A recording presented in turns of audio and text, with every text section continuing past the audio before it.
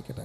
വായിച്ച തിരുവെഴുത്ത് ഒരു പ്രാവശ്യം കൂടെ. അത് പൂർവകാലങ്ങൾക്കും തലമുറകൾക്കും മറഞ്ഞു കിടന്നിരുന്ന മർമ്മം എങ്കിലും ഇപ്പോൾ അവൻ്റെ വിശുദ്ധന്മാർക്ക് വെളിപ്പെട്ടിരിക്കുന്നു. അവരോട് ജാതികളുടെ ഇടയിൽ ഈ മർമ്മത്തിൻ്റെ മഹിമാതനം എന്തെന്ന് അറിയിപ്പാൻ ദൈവത്തിന് ഇഷ്ടമായി. ആ മർമ്മം മഹത്വത്തിൻ്റെ പ്രത്യാശയായി ക്രിസ്തു നിങ്ങളിൽ ഇരിക്കുന്നു എന്നത് തന്നെ. ഇന്നലെ രാത്രി കർത്താവിൻ്റെ അഭിഷിക്തദാസൻ വായിച്ച തിരുവെഴുത്തുമായി സാമ്യം തോന്നുമെങ്കിലും ഞാനതാ തുടക്കത്തിൽ പറഞ്ഞേ, പ്രാർത്ഥനാ മുറിയിൽ ഇറങ്ങിയത് ഒരേ ആത്മാവാ, ഒരേ ദൈവമാ, ഒരേ കർത്താവാ.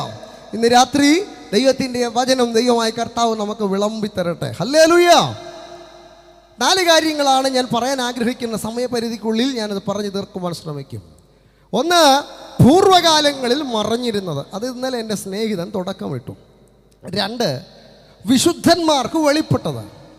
3, ആ വിശുദ്ധന്മാരിലൂടെ വെളിപ്പെടുത്തുവാൻ ദൈവം ആഗ്രഹിക്കുന്നത്. 4, നമ്മിൽ വെളിപ്പെടുവാൻ ഇരിക്കുന്നത്. കരങ്ങൾ ഉയർത്തിയ സ്തോത്രം പറ. 1, പൂർവ്വകാലങ്ങളിൽ മറഞ്ഞു കിടന്നത്. 2, വിശുദ്ധന്മാർക്ക് വെളിപ്പെട്ടത്. 3, വിശുദ്ധന്മാരിലൂടെ ദൈവം വെളിപ്പെടുത്തുവാൻ ഇച്ഛിക്കുന്നത്. 4, നമ്മിൽ വെളിപ്പെടുവാനിരിക്കുന്നത്. ഹല്ലേലൂയ. ദൈവത്തിന് സ്തോത്രം. അനുഗ്രഹിക്കപ്പെട്ട ഈ നല്ല രാത്രിക്കായി ഞാൻ ദൈവത്തെ സ്തുതിക്കുന്നു. മഹത്വത്തിൻ്റെ പ്രത്യാശയായി ക്രിസ്തു നമ്മുടെ ഗുരു ഇവിടെ വന്നിട്ടുണ്ടെന്നാണല്ലോ നമ്മൾ അധ്യക്ഷൻ പ്രാർത്ഥിച്ചാരംഭിച്ചത്. ലോകമെമ്പാടുമുള്ള ക്രിസ്തു സ്നേഹികൾ യേശു ക്രിസ്തുവിൻ്റെ ജന്മദിവസത്തെ ആഘോഷിക്കുന്ന ഇന്ന് രാത്രി യേശു കർത്താവിനെ ഒരിക്കലായി വിശുദ്ധവതിയായ മറിയ ഉദരത്തിൽ ചുമന്നു. ആ ദിവസത്തെ സ്മരിക്കുന്നുവെങ്കിൽ രക്ഷിക്കപ്പെട്ടൊരു ദൈവവൈതലിനെ സംബന്ധിച്ച ബൈബിൾ നൽകുന്ന നിർദ്ദേശം ഇതാണ്, ഉപദേശം ഇതാണ്. ഒരിക്കലായി ബേത്ലഹേമിൽ ക്രിസ്തു ജനിച്ചുവെങ്കിൽ ആമേൻ, ആ ക്രിസ്തു ഒരു വ്യക്തിയുടെ ഹൃദയത്തിൽ ഉദിക്കുന്നതാണ് ആമേൻ ആത്മാവിൻ്റെ രക്ഷ അല്ലെങ്കിൽ വീണ്ടും ജനനം. അങ്ങനെയാണെങ്കിൽ ഇന്ന് രാത്രി മറിയ ഉദരത്തിൽ ചുമന്ന യേശുവിനെ ഹൃദയത്തിൽ ചുമക്കുവാൻ ഭാഗ്യം ലഭിച്ച ജനത്തെ ഓർത്ത് ഞാൻ ദൈവത്തെ സ്തുതിക്കുന്നു. അതുകൊണ്ടാണ് വായിച്ചത്, മഹത്വത്തിൻ്റെ പ്രത്യാശ ക്രിസ്തു നിങ്ങളിൽ ഇരിക്കുന്നു.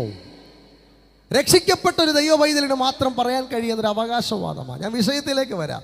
എങ്കിലും വിവിധ ഡിപ്പാർട്ട്മെൻറ്റുകൾ ഒന്നിച്ചു കൂടുന്ന ജനറൽ കൺവെൻഷനാണല്ലോ. നേതൃത്വ നിലകൾ മുതൽ നമ്മുടെ പോഷക പ്രവർത്തകരെ വരെ ഇവിടെ ഉണ്ടല്ലോ. അപ്പോൾ ദൈവത്തിന് പഠിപ്പിക്കുന്ന എല്ലാ തിരുവെഴുത്തും ദൈവശ്വാസികമാണ്. ഒപ്പം ദൈവത്തിൻ്റെ മനുഷ്യൻ സകല സൽപ്രവൃത്തിയിലും വക പ്രാപിച്ച് തികഞ്ഞവനാകേണ്ടതിന് ഇനി 4 കാര്യം ശ്രദ്ധിച്ചോണം. ഏതൊരു പ്രസംഗകൻ്റെ പ്രസംഗത്തിൻ്റെ ഉള്ളിലും ഈ 4 കാര്യങ്ങൾ ഉണ്ടാകണം. അതൊരു മാനദണ്ഡമാണ്. എന്താ? ഉപദേശത്തിനും ശാസനത്തിനും ഗുണീകരണത്തിനും നീതിയിലെ അഭ്യാസനത്തിനും പ്രയോജനമുള്ളതാണ്. നിർഭാഗ്യവശാൽ പറയട്ടെ, അവസാനത്തെ ഭാഗമാണ് ഇന്ന് ആത്മീയ കോളത്തിൽ കൂടുതൽ കാണുന്നത്. എന്തുവായിരുന്നു? അഭ്യാസം. Price the Lord. നിങ്ങൾ എൻ്റെ കൂടെ ഉണ്ടോ? പയ്യെ നമുക്ക് പോകാം മുമ്പോട്ട്. ദൈവത്തിന് സ്തോത്രം. ഉപദേശം, ശാസന, ഗുണീകരണം, നീതിയില്ല അഭ്യാസം മാത്രം. ഇന്ന് രാത്രി അഭ്യാസമൊക്കെ കാണിച്ച് കുറേ കാലങ്ങൾ അങ്ങോട്ട് കഴിയുമ്പോൾ അതൊക്കെ അങ്ങ് നിൽക്കും. എന്നാൽ ആകാശവും ഭൂമിയും ഒഴിഞ്ഞു പോയാലും ഒരു നാളും ഒഴിഞ്ഞു പോകാതെ നിലനിൽക്കുന്നത് ഒന്നുണ്ടെങ്കിൽ അത് ഞങ്ങൾ പ്രസംഗിക്കുന്ന ദൈവത്തിൻ്റെ വചനമാണ്. അതുകൊണ്ടാണ് ഈ ആത്മീയ കലാലയത്തിൽ കാലുവെച്ചപ്പോൾ ഞങ്ങളെ പഠിപ്പിച്ച ആദ്യത്തെ വചനം സത്യവചനത്തെ ബാക്കി പറ യഥാർത്ഥമായി പ്രസംഗിച്ചുകൊണ്ട് ലജ്ജിപ്പാൻ സംഗതിയില്ലാത്ത വേലക്കാരനായി ദൈവത്തിന്, ആർക്ക്? ദൈവത്തിന്. അത് പെട്ടെന്ന് ഓർക്കണം, ദൈവത്തിന്. ഹല്ലേലൂയ. അതുകൊണ്ട് ഉപദേശമുണ്ട്, ശാസനയുണ്ട്, ഗുണീകരണമുണ്ട്. ലാസ്റ്റ് നീതിയിൽ അഭ്യാസത്തിലേക്ക് എത്തി ഒരു പാട്ട് പാടി അവസാനിപ്പിക്കണമെന്നാണ് എൻ്റെ ആഗ്രഹം. അതുകൊണ്ട് ഇന്ന് രാത്രികാലം ഞാൻ പ്രാരംഭമായി പറയാം, വിശുദ്ധനായ പൗലോസാണ് ഈ ലേഖനം എഴുതിയത്. അനുഗ്രഹിക്കപ്പെട്ട ആമേൻ വിശുദ്ധ സത്യവേദ പുസ്തകത്തിലെ 66 ഗ്രന്ഥങ്ങളിൽ 51ാമത്തെ ഗ്രന്ഥമാണ് കൊലോസ് ലേഖനം. വേദപുസ്തകത്തിലെ പുതിയ നിയമത്തിലെ 12ാമത്തെ പുസ്തകം കൊലോസ് ലേഖനം. ലേഖനങ്ങളുടെ അടിസ്ഥാനത്തിൽ 7ാമത്തെ പുസ്തകം കൊലോസ് ലേഖനം. അപ്പോസ്തലനായ പൗലോസ് എഴുതിയ 14 ലേഖനങ്ങളിൽ ഒരു ലേഖനമാണ് കൊലോസ് ലേഖനം. വിശുദ്ധ വേദ പുസ്തകത്തിലെ മത്തായി മുതൽ യോഹന്നാൻ വരെയുള്ള സുവിശേഷ ഗ്രന്ഥങ്ങൾ ഒരു വിശ്വാസിയുടെ ആദ്യ പാഠമാണെങ്കിൽ യേശു കർത്താവ് പഠിപ്പിച്ചു കൊടുത്ത ആദ്യ പാഠങ്ങളെ പ്രവൃത്തിപരത്തിൽ കൊണ്ടുവന്ന് കാണിച്ചതാണ് അപ്പോസ്തല പ്രവൃത്തികളുടെ പുസ്തകം. അപ്പോസ്തല പ്രവർത്തികൾക്ക് കൂടെ വെളിപ്പെട്ട ദൈവസഭയ്ക്കകത്ത് ആമേൻ ആ ദൈവസഭയെ ഉറപ്പിക്കുവാൻ ദൈവം തൻ്റെ ഭക്തന്മാർക്ക് കൊടുത്ത കാതലായ വചന സത്യങ്ങളാണ് ലേഖനങ്ങൾ. നിങ്ങൾ എൻ്റെ കൂടെ ഉണ്ടല്ലോ. കുറച്ച് വചനമൊക്കെ പഠിച്ചിട്ട് നമുക്ക് ആത്മാവിൽ ആരാധിക്കാം.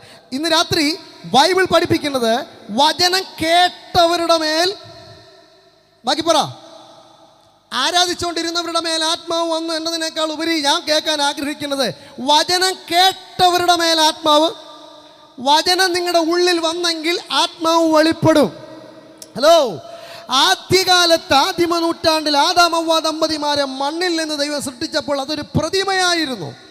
ഇന്ന് പ്രതിമകൾ ആരും ഇവിടെ ഇല്ലല്ലോ, ഇല്ല എന്ന് കുറച്ചുകൂടെ കഴിയുമ്പോൾ അറിയാൻ പറ്റും. പ്രതിമ ചലിക്കത്തില്ല, പ്രതിമ സംസാരിക്കത്തില്ല, പ്രതിമ ചിന്തിക്കത്തില്ല, പ്രതിമ വടി പോലെ ഇരിക്കത്തതേ ഉള്ളൂ. എന്നാൽ അതിന് മൂക്കിൽ ശ്വാസമൂതിയപ്പോൾ അത് സംസാരിക്കാൻ തുടങ്ങി. ഇന്ന് രാത്രി ജീവശ്വാസം പ്രാപിച്ച പരിശുദ്ധാത്മാവിനെ പ്രാപിച്ചവരാണ് ഇവിടെ നിൽക്കുന്നതെങ്കിൽ നിങ്ങളുടെ ആധരം അനങ്ങും, നിങ്ങളുടെ കൈകൾ ചലിക്കും, നിങ്ങളുടെ അന്തരാത്മാവിൽ വചനം വെളിപ്പെടും. ഇന്ന് രാത്രി അവൻ പ്രതിമയല്ല, നമ്മുടെ ദൈവം അവൻ പ്രവർത്തിക്കുന്നവനാണ്. കണ്ണുണ്ടായിട്ടും കാണാതെയും, മൂക്കുണ്ടായിട്ടും മണക്കാതെയും, കൈ ഉണ്ടായിട്ടും സ്പർശിക്കാതെയും.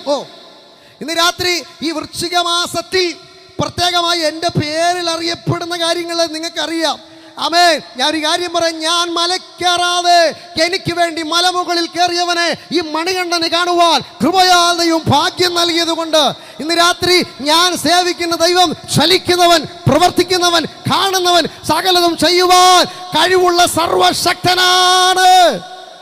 അതുകൊണ്ട് അവനെ സേവിക്കുന്ന ദൈവമക്കൾക്കും ഒരു ചലനമൊക്കെ നല്ലതാ. വചനം കേട്ടവരുടെ മേൽ ആത്മാവ് വന്നു. ശ്രദ്ധിച്ചു കൊണ്ടിരുന്നപ്പോൾ, എന്ത് ശ്രദ്ധിച്ചുകൊണ്ടിരുന്നപ്പോഴാ? ലൂദിയയുടെ ഹൃദയം തുറന്നേ. വചനം. ഇന്ന് രാത്രി വചനം അതിൻ്റെതായ നിലയിൽ ദൈവത്തിൻ്റെ ആത്മാവ് വിളംബരം ചെയ്യുമ്പോൾ ഹൃദയത്തിനകത്ത് ആമേൻ ആ ഉപദേശം വെളിപ്പെടും, ശാസന ബോധം വരുത്തും. പരിശുദ്ധാത്മാവ് ഇളക്കം മാത്രമല്ല, ശക്തി മാത്രമല്ല, അത് സ്നേഹത്തിൻ്റെയും ശക്തിയുടെയും സുബോധത്തിൻ്റെ ആണെങ്കിൽ ഇന്ന് രാത്രി സുബോധത്തോടെ വചനം നീ കേൾക്കുന്നെങ്കിൽ ആ ദൈവാത്മാവ് ശക്തി നിന്റെ മേൽ പകരും. ഞാൻ ഇന്ന് രാത്രി പറയുവാൻ ആഗ്രഹിക്കുന്ന ദൈവശബ്ദം ഇതാ. ഇത് മറഞ്ഞിരിക്കേണ്ട കാലമല്ല. SOP ഇന്ത്യയോട് ഞാൻ പ്രാർത്ഥനാ മുറിയിൽ ദൈവാത്മാവ് എനിക്ക് നൽകിയ ശബ്ദം ഞാൻ അങ്ങ് വിളിച്ചറിയിക്കുക. ഇതൊരു പ്രവചന ശബ്ദം തന്നെയെന്ന് ഞാൻ വിശ്വസിക്കുന്നു. ആമേൻ.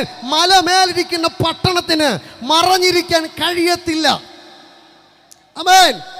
എത്ര മറച്ചു വയ്ക്കാൻ ശ്രമിച്ചാലും നീ ഇരിക്കുന്നത് മലമുകളിലാണെങ്കിൽ നിന്നെ മറയ്ക്കാൻ കഴിയത്തില്ല. യേശു ക്രിസ്തുവിന്റെ നാമത്തിൽ ആരാധിക്കുന്ന അപ്പോസ്തലിക സഭകൾ ദയവായി ശ്രദ്ധിക്കുക. ഇത് മറഞ്ഞിരിക്കേണ്ട കാലമല്ല, മറനീക്കി പുറത്തു വരിക. എന്നോട് ദൈവാത്മാവ് സംസാരിച്ചത് ഇങ്ങനെയാണ്, നീ ഇരിക്കുന്നത് മലമുകളിലാണെന്നുള്ള ബോധം നിനക്കുണ്ടോ? ഒളിച്ചും പാത്തും മാളത്തിനകത്തിരിക്കുന്ന ഏലിയാവുമാർ ഇന്ന് രാത്രി പുറത്തിറങ്ങട്ടെ. ദൈവാത്മാവ് എനിക്ക് തന്ന ശബ്ദം, പുറത്തു വരിക, വെളിപ്പെടുക. ഞാൻ ആ വിഷയത്തിലേക്ക് വരാം, എങ്കിലും മുഖപുര പറഞ്ഞ് പ്രധാനപ്പെട്ട കാര്യത്തിലേക്ക് വരട്ടെ. വിശുദ്ധ വേദപുസ്തകത്തിലെ ലേഖനങ്ങളെ സംബന്ധിച്ച് പഠിച്ചാൽ ഒരു വിശ്വാസിയുടെ ജീവിതത്തിൽ ആധികാരികമായി അറിഞ്ഞിരിക്കേണ്ട ഭാഗമാണ് ലേഖനങ്ങൾ.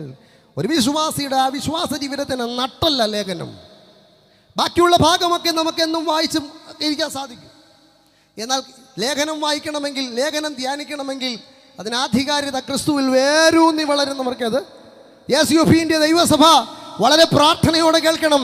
ദൈവവചനത്തിൻ്റെ വേരൂന്നി വളരുന്ന ഒരനുഭവത്തിലേക്ക് ദൈവസഭയെ കർത്താവ് നയിക്കട്ടെ. Price the lord. അപ്പോൾ വിശുദ്ധ വേദപുസ്തകത്തിലെ 21 ലേഖനങ്ങളുണ്ട്. അതിൽ 14 ലേഖനം പൗലോസ് എഴുതി, 3 ലേഖനം യോഹന്നാൻ എഴുതി, 2 ലേഖനം പത്രോസ് എഴുതി, ഓരോന്ന് വിധം യൂദയും യാക്കോബും എഴുതി. അങ്ങനെ 14 ലേഖനം എഴുതിയ പൗലോസ് അപ്പോസ്തലൻ കാരാഗൃഹത്തിലായിരുന്നപ്പോൾ എഴുതിയത് 4 ലേഖനം. എഫേസ്യർ, ഫിലിപ്പിയർ. എൻ്റെ കൂടെ വാ, പഠിച്ചിട്ട് ബൈബിൾ കോളേജിൽ പഠിച്ചവരോ കൊണ്ടല്ലോ ഇവിടെ, ഒന്ന് പഠിച്ചിരിക്കുന്നത് നല്ലതാ. എഫേസ്യർ, ഫിലിപ്പിയർ, കൊലോസ്യർ, ഫിലോമോൻ എന്ന 4 ലേഖനങ്ങൾ. ഈ 4 ലേഖനങ്ങളിൽ ഒന്ന് ഡിവൈഡ് ചെയ്ത് പഠിച്ചാൽ ഇത് 4 ലേഖനങ്ങളിൽ മുഖം പോലും കണ്ടിട്ടില്ലാത്ത ഒരു സഭക്കാരാണ് കൊലോസ്യ സഭക്കാർ. Praise the lord. നിങ്ങളാരും എന്നോടൊന്നും തോന്നരുത്, ഇനി തോന്നിയാലും കാര്യമില്ല, പറയാതിരിക്കാൻ പറ്റത്തില്ലല്ലോ. കൊലോസ്യ സഭയിലെ വിശ്വാസികൾ, കൊലോസ്യർ 2:1 വാക്യം വായിക്കാമോ? കൊലോസി 2:1. കുറിക്കുന്നവർക്ക് കുറിക്കാം. എന്തിയ വായനക്കാരെത്തി? നിങ്ങൾക്കും ലവോദിക്കയിലും ഉള്ളവർക്കും ജഡത്തിൽ എന്റെ മുഖം കണ്ടിട്ടില്ലാത്ത എല്ലാവർക്കും വേണ്ടി. പൗലോസ് പറയുന്നു, ജഡത്തിൽ എന്റെ മുഖം നിങ്ങൾ കണ്ടിട്ടില്ല. ഇനി പറയുന്നതിൻ്റെ ദൂത് മനസ്സിലാക്കിക്കോണം. ജഡത്തിൽ എൻ്റെ മുഖം നിങ്ങൾ കണ്ടിട്ടില്ല. ചേട്ടാ, മുഖം കാണാതിരുന്നിട്ട് പോലും ആ സഭക്കാരെ കുറിച്ച് നല്ല വെളിപ്പാടാ പൗലോസിന്. എല്ലാ ദിവസം മുഖാമുഖം നോക്കിയിട്ട് ഒരു വെളിപ്പാടില്ലെങ്കിൽ മനസ്സിലായൊരു മാത്രം സ്തോത്രം പറഞ്ഞാൽ മതി. മനസ്സിലാകുന്നുണ്ടോ? കാരാഗൃഹത്തിലിരിക്കുമ്പോഴും സഭയെക്കുറിച്ചുള്ള വിഷൻ തന്റെ പ്രാർത്ഥനാ മുറിയിൽ വെളിപ്പെടുമായിരുന്നു. പൗലോസ് പറയും, നിങ്ങൾ എൻ്റെ മുഖം കണ്ടിട്ടില്ല, പക്ഷെ നിങ്ങളുടെ മുഖമൊക്കെ എനിക്കറിയാം. 21 ലേഖനങ്ങളെ നന്നായി ഒന്ന് പഠിച്ചാൽ എൻ്റെ പ്രസംഗ വിഷയം ഇവിടെ തീരുമെങ്കിലും ഓട്ടിച്ചിട്ടൊന്ന് പറയാം. എൻ്റെ പഠനത്തിൽ എന്നെ വല്ലാതെ ആകർഷിച്ചത് കൊണ്ട് ഞാനങ്ങ് പറയുക. റോമാലേഖനത്തിൽ ലേഖനങ്ങളുടെ പ്രത്യേകത ഇതാണ്, അതുകൊണ്ട് ഞാൻ പറഞ്ഞു വിട്ടേക്കാം.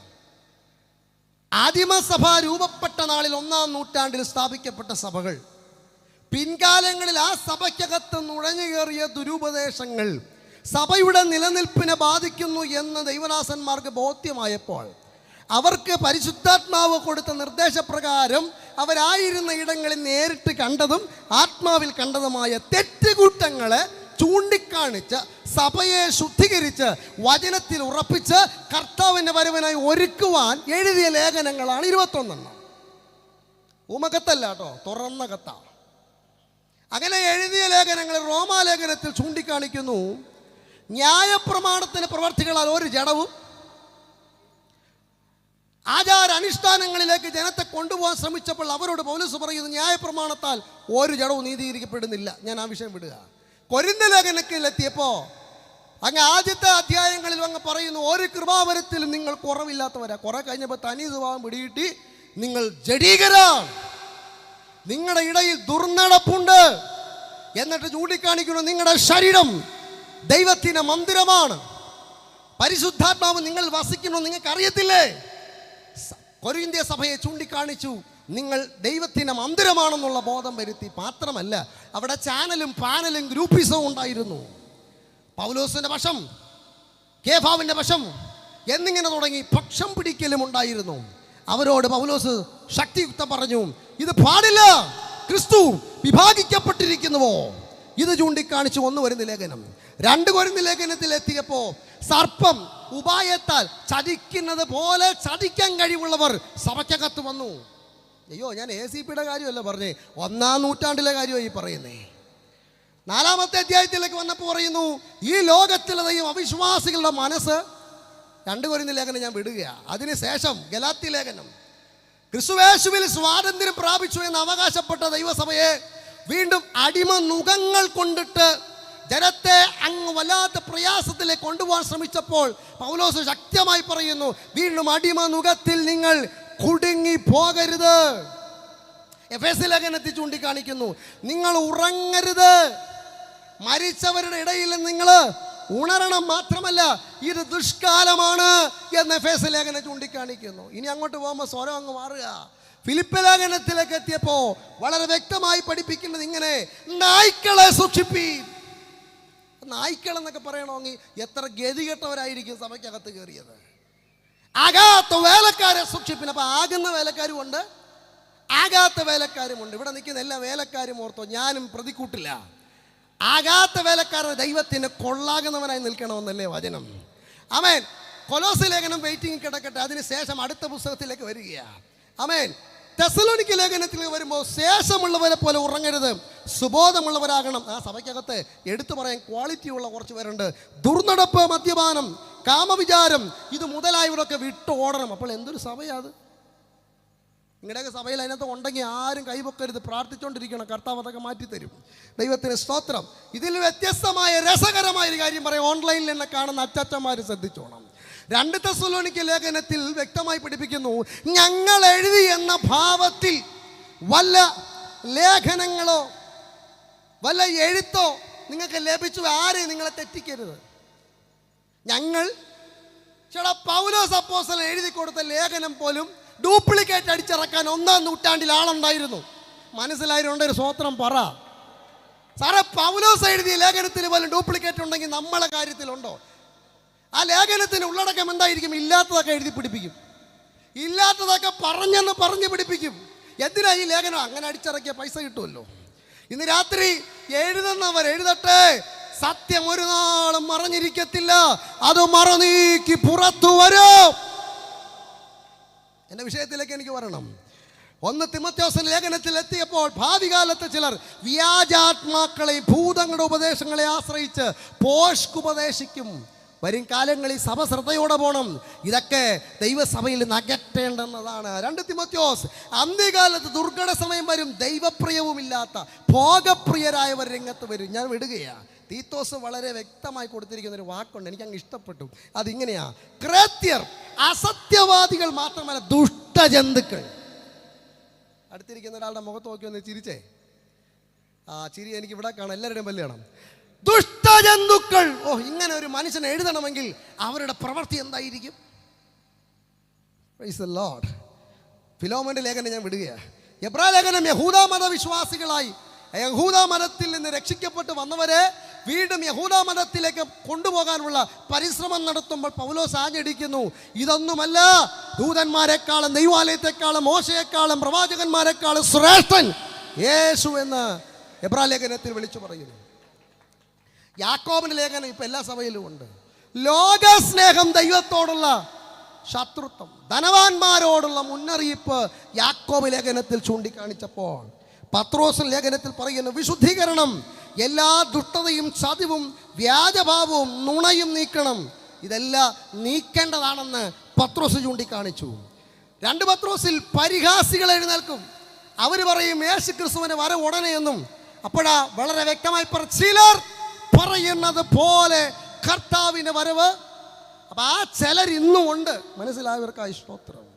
1 യോഹന്നാന്റെ ലേഖനത്തിലേക്ക് എത്തിയപ്പോൾ എതിർ ക്രിസ്തുവും കള്ളപ്രവാചകന്മാരും രംഗത്ത് വരും, അവരെ നമ്മൾ വിവേചിച്ചറിയണമെന്ന് 2 യോഹന്നാന്റെ ലേഖനത്തിൽ വീടുകളിൽ നൂണ് കയറുന്ന ദുരുപദേശകന്മാരെ ചൂണ്ടിക്കാണിക്കുന്നു. യൂദയുടെ ലേഖനത്തിലേക്ക് എത്തിയപ്പോൾ അവിടെ വ്യക്തമായി പഠിപ്പിക്കേണ്ടത് ഇങ്ങനെയാണ്. ആമേ സ്തോത്രം. നുഴഞ്ഞു കയറിയ കള്ള സഹോദരന്മാർ. സഹോദരങ്ങളെ, എൻ്റെ വായിലെ വെള്ളം പറ്റി. 1-ാം നൂറ്റാണ്ടിൽ തന്നെ ഇത്ര ഐറ്റം ഉണ്ടെങ്കിൽ അടുത്തിരിക്കുന്നവർക്ക് കൈ കൊടുത്തൊരു സ്വോത്രം പറ. സഹോദര, സൂക്ഷിച്ചോണേ എന്ന് പറ. ഒന്ന് പറയതേ. നമ്മളിരിക്കുന്നത് 21-ാം നൂറ്റാണ്ടിലാ. എത്ര ഡിസൈൻ സാധനം ഇവിടെ ഇറങ്ങിയിട്ടുണ്ടാകും. ആ കാലഘട്ടത്തിൽ ACOP ഇന്ത്യ അഭിമാനത്തോടെ പറയാം, സത്യവചനത്തെ യഥാർത്ഥ സന്തോഷമുണ്ട്, എണീറ്റൊക്കെ പറയാൻ കുഴപ്പമൊന്നുമില്ല. അന്നും ഇന്നും ഞങ്ങൾ ഉറച്ചു നിൽക്കുന്നു, യേശു ക്രിസ്തു മാത്രം ഏക സത്യ നിത്യ ദൈവം. Oh Jesus. നമുക്ക് കൊലോസ്യ ലേഖനത്തിലേക്ക് പറഞ്ഞു. എൻ്റെ വിഷയത്തിൽ ഞാൻ കയറിയില്ല.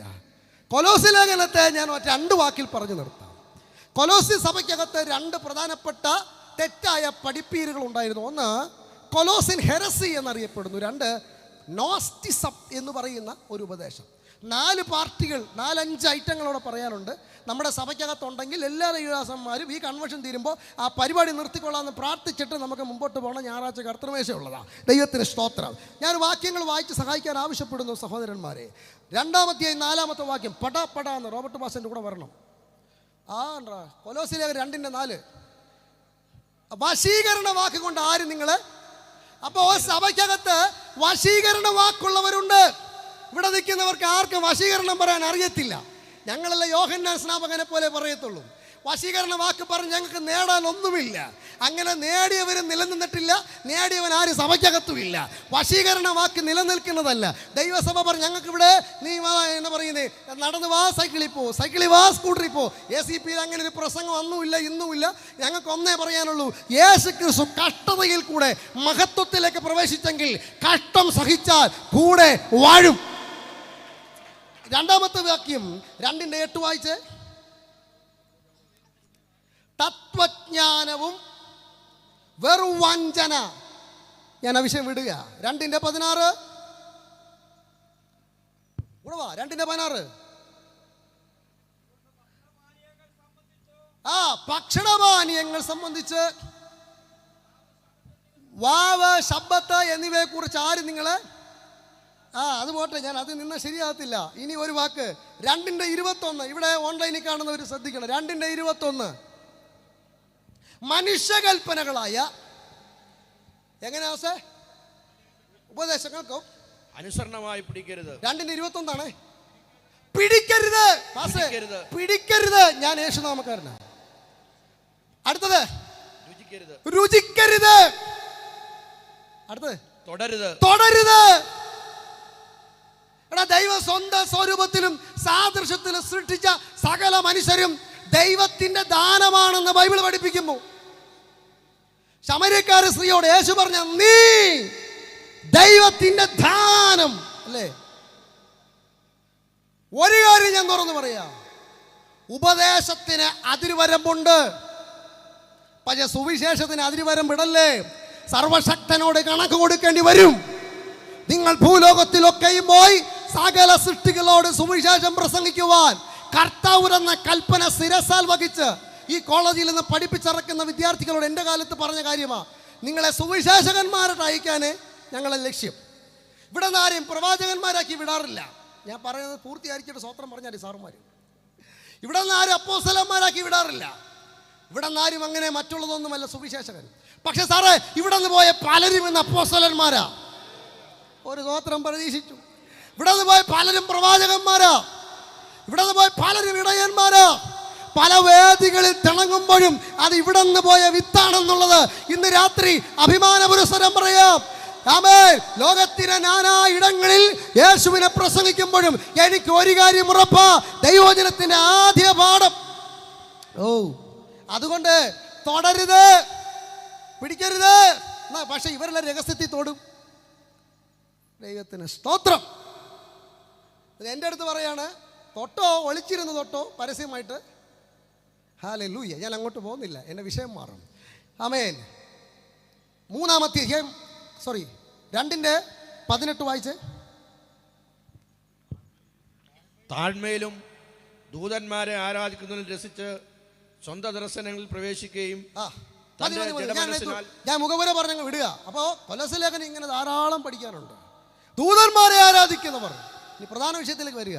കൊലോസ്യ ലേഖനത്തിലെ ഏറ്റവും പ്രധാനപ്പെട്ട പ്രതിപാദ്യ വിഷയം യേശു ക്രിസ്തു ദൈവത്തിൻ്റെ സർവ്വസമ്പൂർണതയായവൻ എന്നാണ്. കൊലോസ്യ സഭയ്ക്കകത്ത് കയറി വന്ന നോസ്റ്റിസം അല്ലെങ്കിൽ കൊലോസിൻ ഹെറസി എന്ന് പറയുന്ന തെറ്റായ പഠിപ്പീരുകാർക്ക് ഒരു വാശിയുണ്ട്, യേശു ക്രിസ്തു മനുഷ്യനാണ്. യേശു ക്രിസ്തു ദൂതന്മാരെക്കാളും ഒന്നുമില്ലാത്തവനാണ്. എനിക്കറിയാമെല്ലാം ചോദിക്കുക. എന്നോട് പലരും വന്നിങ്ങനെ വാദിക്കാൻ വരുമ്പോഴല്ലേ ഞാൻ പറയും, സാറേ എനിക്ക് ഹീബ്രു ആരാമ്യം ഒന്നും പറയാൻ അറിയത്തില്ല, പക്ഷെ ഒന്നെനിക്കറിയാം, എൻ്റെ കുടുംബത്തിൽ രോഗികളുണ്ടായിരുന്നു, എൻ്റെ കുടുംബത്തിൽ പാപികളുണ്ടായിരുന്നു. യേശു ഞങ്ങളുടെ രോഗത്തെ സൗഖ്യമാക്കി. യേശു ഞങ്ങളുടെ പാപത്തെ മോചിപ്പിച്ചു. യേശു ഞങ്ങൾക്ക് വേണ്ടി ക്രൂശിൽ മരിച്ചു. ഈ യേശു പോയതുപോലെ തിരിച്ചു വരും. ഈ യേശുവിനെ കുറിച്ച് അല്ലാതെ മറ്റൊന്നും എനിക്കറിയത്തില്ല. ഇത് പോരെ. അനിഷ്കാവാലം പറഞ്ഞ പോലെ റബ്ബർ വെട്ടാൻ പോകുന്നാളിടത്തും ടാപ്പിങ്ങിന് പോകുന്നിടത്ത് ഹീബ്രു ആരാമ്യ പറഞ്ഞിട്ട് എന്ത് കാര്യം? ഇന്ന് രാത്രി ഒന്നു മാത്രം പറയാം, നിങ്ങൾക്കൊരു പക്ഷേ ദൂതനാകാം, നിങ്ങൾക്കൊരു പക്ഷേ 3-5 പേരിൽ ഒരാളാകാം, നിങ്ങൾക്കൊരു പക്ഷേ വലിപ്പ ചെറുപ്പമൊക്കെ എണ്ണമൊക്കെ നിങ്ങൾക്ക് കൂട്ടാം. ഞങ്ങൾക്ക് അന്നും ഇന്നും ഒന്നേ പറയാനുള്ളൂ, അവൻ ഏക കർത്താവ്. തെളിയിക്കുവാൻ ഇതേ പുസ്തകം 2:9 പഠിപ്പിക്കുന്നു, അവനിലല്ലോ ദൈവത്തിന്റെ സകല സമ്പൂർണതയും ദേഹരൂപമായി വാസം ചെയ്യുന്നത്. ഇത് പറഞ്ഞാൽ പറയാം യേശു നാമക്കാരനാണ്. ആയിക്കോട്ടെ. ക്രിസ്തുയേശുവിനെ കുറിച്ച് ബൈബിൾ പഠിപ്പിക്കുന്നു. ഫിലിപ്പ് ലേഖനം 2:6 വായിക്കുമ്പോൾ അവൻ ദൈവരൂപത്തിലിരിക്കെ. കൊലോസ്യർ 2:9 പഠിപ്പിക്കുന്നു, അവൻ ദൈവരൂപത്തിലിരിക്കെ. ദൈവത്തെ തെളിയിക്കുവാൻ എന്നെക്കാളും കഴിവുള്ള ദൈവദാസന്മാരുണ്ട്. സംവാദം എൻ്റെ വിഷയമല്ലാത്തതുകൊണ്ട് ഞാൻ ആ വിഷയം സംശയമുള്ളവർക്ക് നേരിട്ട് ബന്ധപ്പെടാം. ദൈവത്തിന് സ്തോത്രം. അപ്പോൾ ഈ പുസ്തകത്തിൻ്റെ ആകെത്തുക യേശു ക്രിസ്തുവിനെ ഒരു മനുഷ്യനായി ചിത്രീകരിക്കണം. യേശു ക്രിസ്തുവിനെ ദൂതന്മാരെക്കാളും താഴ്ന്നു തട്ടി കാണിക്കണം. എന്നാൽ ഇന്ന് രാത്രി പൗലോസ് പറയുന്നു, അങ്ങനെയല്ല സഹോദരന്മാരെ, അവൻ അദൃശ്യനായ, എൻ്റെ കൂടെ നിങ്ങളൊരു സ്തോത്രം പറയണം കേട്ടോ. 1:15-17 വായിക്കുമ്പോൾ വളരെ ശക്തമായി പറയുന്നു, അവൻ അദൃശ്യനായ ദൈവത്തിൻ്റെ പ്രതിമ, സർവസൃഷ്ടിക്കും ആദിജാതനാകുന്നു. സ്വർഗത്തിലുള്ളതും ഭൂമിയിലുള്ളതും ദൃശ്യമായതും അദൃശ്യമായതും, സിംഹാസനങ്ങളാകട്ടെ കർത്തൃത്വങ്ങളാകട്ടെ വാഴ്ചകളാകട്ടെ അധികാരങ്ങളാകട്ടെ, സകലതും അവൻ മുഖാന്തരം സൃഷ്ടിക്കപ്പെട്ടു. അവൻ മുഖാന്തരം അവനായിട്ടും സകലതും സൃഷ്ടിക്കപ്പെട്ടിരിക്കുന്നു. അവൻ സർവത്തിനു മുമ്പേ ഉള്ളവൻ, അവൻ സകലത്തിനും ആധാരമായിരിക്കുന്നു. ഇന്ന് രാത്രി പൗലോസ് ശക്തമായി പഠിപ്പിക്കേണ്ടത് ഇങ്ങനെ: അവൻ മുഖാന്തരം സകലതും ഉളവായെങ്കിൽ, അവനെ കൂടാതെ ഒന്നും ഉളവായിട്ടില്ലെങ്കിൽ അവൻ തന്നെ സത്യദൈവവും നിത്യജീവനുമാകുന്നു. ദൈവസഭ ഒരുമിച്ച് സ്തോത്രം പറ. അവൻ രാജാതി രാജാവാണ്, അവൻ കർത്താതി കർത്താവാണ്, അവൻ താൻ മാത്രം അമർത്തതയുള്ളവൻ, അടുത്തുകൂടാത്ത വെളിച്ചത്തവൻ, മനുഷ്യരാരും കാണാത്തവൻ, കാണാൻ കഴിയാത്തവൻ, ധന്യനായ ഏകാധിപതി. ഇന്ന് രാത്രി അവൻ അത്ഭുത മന്ത്രി, വീരനാം ദൈവം, നിത്യപിതാവ്, സമാധാന പ്രഭു, ഇരിക്കുന്നവൻ, ഇരുന്നവൻ, വരുന്നവൻ, സർവവും സൃഷ്ടിച്ചവൻ, സകലതും പടച്ചവൻ, ഏക സത്യ നിത്യദൈവം, ഞങ്ങൾ പ്രസംഗിക്കുന്ന നസ്രയനായ യേശു മാത്രം. കൈകളടിച്ച് ദൈവത്തിന് സ്തോത്രം പറ. ജീസസ്, ഈ സർവശക്തനായ ദൈവം ഇന്നേക്ക് 2025 വർഷങ്ങൾക്ക് മുമ്പ് കന്യകയിൽ ഭൂജാതനായി. ആ കർത്താവിനെ കുറിച്ച് പൗലോസ് പറയുന്നു, ഇത് മറഞ്ഞിരുന്ന മർമ്മമായിരുന്നു. ഞാൻ ആ വിഷയം തൊടുന്നില്ല, എൻ്റെ സഹോദരൻ ഇന്നലെ ഇത് തൊട്ടു. പൂർവ്വകാലങ്ങളിൽ മറഞ്ഞിരുന്നു, എന്നാൽ ഇപ്പോൾ അവനെ വിശുദ്ധന്മാർക്ക് വെളിപ്പെട്ടു. ഇനി എൻ്റെ രണ്ടാമത്തെ പ്രധാനപ്പെട്ട വിഷയം, എന്തിനാ വെളിപ്പെട്ടെ? കൊലോസ്യ ലേഖനത്തിലെ വാക്യമാണ് വായിച്ചത്. പൂർവ്വകാലങ്ങൾക്കും തലമുറകൾക്കും മറഞ്ഞിരുന്ന മർമ്മം ഇപ്പോൾ അവൻ്റെ വിശുദ്ധന്മാർക്ക് ഇന്നലെ വെളിപ്പെട്ടില്ല. നിങ്ങൾക്ക് എന്തിനാ വെളിപ്പെട്ടതെന്ന് ഇന്ന് നമുക്ക് ധ്യാനിക്കാം. ഇപ്പോൾ അവർ വിശുദ്ധന്മാർക്ക് വെളിപ്പെട്ടിരിക്കുന്നു. അടുത്ത പദം, അവരോട് ജാതികളുടെ ഇടയിൽ ഈ മർമ്മത്തിൻ്റെ മഹിമാതനം എന്തെന്ന് അറിയിപ്പാൻ ദൈവത്തിന് ഇഷ്ടമായി. എന്തിനാ ഇത് വെളിപ്പെടുത്തിയത്? ജാതികളോട് ഈ മർമ്മത്തിൻ്റെ, നമുക്ക് വെളിപ്പെട്ടില്ല ഇന്നലെ യേശു ദൈവമാണെന്ന്, ഈ സത്യം ജാതികളോട് അറിയിക്കുവാൻ ദൈവത്തിന് ഇഷ്ടമായി. നല്ല മലയാളത്തിൽ പറഞ്ഞാൽ, ഈ സുവിശേഷം ജാതികളോട് അറിയിക്കുവാൻ ദൈവത്തിന് ഇഷ്ടമായതുകൊണ്ട് രാജാക്കന്മാർക്കും മന്ത്രിമാർക്കും, ഒന്നുകൂടെ പറഞ്ഞാൽ ജ്ഞാനികൾക്കും വിവേകികൾക്കും മറച്ചു വച്ച ഈ മർമ്മം ശിശുക്കളായ ബൈബിൾ പരിജ്ഞാനമില്ലാത്ത ഈ എനിക്കും നിങ്ങൾക്കും രാജാക്കന്മാർക്ക് പോലും പുരോഹിത വർഗങ്ങൾ മുഴുവനും ന്യായപ്രമാണം കയ്യിലുണ്ടായിട്ടും അവനെ തപ്പി നടന്നപ്പോൾ ന്യായപ്രമാണവുമായി ഒന്നും ബന്ധവുമില്ലാത്ത അന്യരും പരദേശികളുമായും നമുക്ക് യേശുവിനെ കണ്ടുമുട്ടുവാൻ ദൈവം കൃപ ചെയ്തില്ലേ? കരങ്ങളുയർത്തി സ്തോത്രം പറ. എന്തിന് അന്ന് നക്ഷത്രം കണ്ടപ്പോൾ വിദ്വാൻമാർ സന്തോഷിച്ചെന്നാണ് ദൈവത്തിന്റെ വചനം. നമ്മൾ പലരും സന്തോഷിച്ചിരിക്കുക. സന്തോഷമൊക്കെ നല്ലതാ. സന്തോഷിച്ചുകൊണ്ട് അവർ വീട്ടിൽ ഇരുന്നിരുന്നെങ്കിൽ കുഞ്ഞിനെ കാണത്തില്ലായിരുന്നു. ഈ കൺവെൻഷൻ ഇവിടെ സന്തോഷിച്ചിരിക്കും. ഞങ്ങൾക്ക് വെളിപ്പെട്ടു. എന്ത് വെളിപ്പെട്ടു? നമ്മളെ എങ്ങനെ വിളിക്കുന്ന നാമക്കാർ അല്ലേ? നമുക്ക് വെളിപ്പെട്ടു. എന്ത് വെളിപ്പെട്ടു? നാമം വെളിപ്പെട്ടു. ചിരിച്ചുകൊണ്ട് നമ്മളിങ്ങനെ ഇരിക്കുക. കരഞ്ഞുകൊണ്ടിരിക്കുന്ന ഒരുപാട് പേര് മറുവശത്തുണ്ട്. ആ കരഞ്ഞുകൊണ്ടിരിക്കുന്നവരുടെ കണ്ണുനീര് തുടയ്ക്കാനാ ഈ സത്യം ദൈവം നിനക്ക് വെളിപ്പെടുത്തിയത്. പെട്ടെന്ന് വാക്യം വായിക്കുക. ഗലാത്യ ലേഖനം 1:15-16. എങ്കിലും എൻ്റെ ജനനം മുതൽ എന്നെ വേർതിരിച്ച് തൻ്റെ കൃപയാൽ എന്നെ വിളിച്ചിരിക്കുന്ന ദൈവം അവൻ്റെ പുത്രനെ കുറിച്ചുള്ള സുവിശേഷം ഞാൻ ജാതികളോട് അറിയിക്കേണ്ടതിന് അവനെ എന്നിൽ വെളിപ്പെടുത്തുവാൻ പ്രസാദിച്ചു. വായിച്ച ദൈവാസനെ. എങ്കിലും എൻ്റെ ജനനം മുതൽ എന്നെ വേർതിരിച്ച് തൻ്റെ കൃപയാൽ വിളിച്ചിരിക്കുന്ന ദൈവം തൻ്റെ പുത്രനെ കുറിച്ചുള്ള സുവിശേഷം ഞാൻ ജാതികളുടെ ഇടയിൽ അറിയിക്കേണ്ടതിന് അവനെ എന്നിൽ വെളിപ്പെടുത്തുവാൻ പ്രസാദിപ്പിച്ചപ്പോൾ. ശ്രദ്ധിക്കുക, അവന് എന്നിൽ വെളിപ്പെടുത്തുവാൻ ദൈവത്തിന് പ്രസാദം തോന്നി. മനസ്സിലായില്ലല്ലോ പാസ്റ്റർ. നമ്മുടെ പാസ്റ്റർ നമ്മുടെ സഭയുടെ അനുഗ്രഹിക്കപ്പെട്ട ജോയിന്റ് സെക്രട്ടറിയാണ് പാസ്റ്റർ. ഇതാണ് ക്രിസ്തു എന്ന് നിങ്ങളൊന്ന് ചിന്തിക്കുക. ശകലം മുമ്പോട്ട് പോകും. യേശുവുമായി ഒരു ബന്ധമില്ലാത്തവനാണ് ഈ ഞാൻ. എന്നിൽ ദൈവം പ്രസാദിച്ചപ്പോൾ ഞാൻ മറഞ്ഞിരിക്കുന്നു. എന്നിലുള്ള ക്രിസ്തുവിനെ മനസ്സിലായ ഒരു സ്തോത്രം പറ.